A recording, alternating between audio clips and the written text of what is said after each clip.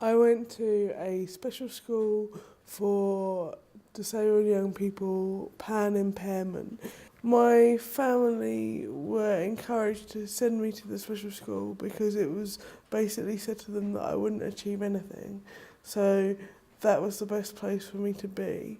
In my special school, everything focused on meeting people's individual needs, whether it was healthy to or not. So there was a very high level of staff and a very small number of young people.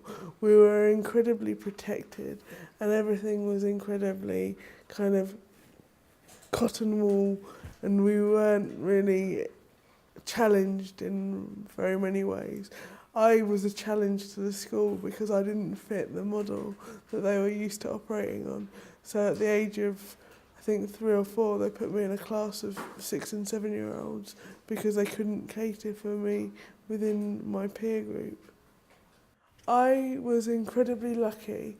When I was about 4 or 5, I had a class teacher in the school that basically could see that I would manage perfectly in mainstream education, and so she gave up her free periods, her lunch times, to give me a more normal curriculum and give me the opportunity to go into a local mainstream school for maths and science lessons. So she gave her own free time up to facilitate that.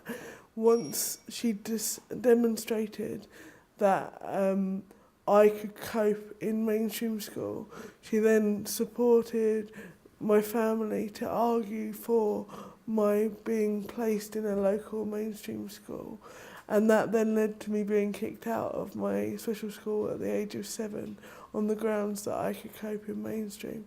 But unfortunately, because of the nature of how my special school operated and its cohort, the rest of the time in the school, because I was so far ahead of my classmates, I used to be sat in a corner with a workbook and just left to get on with it.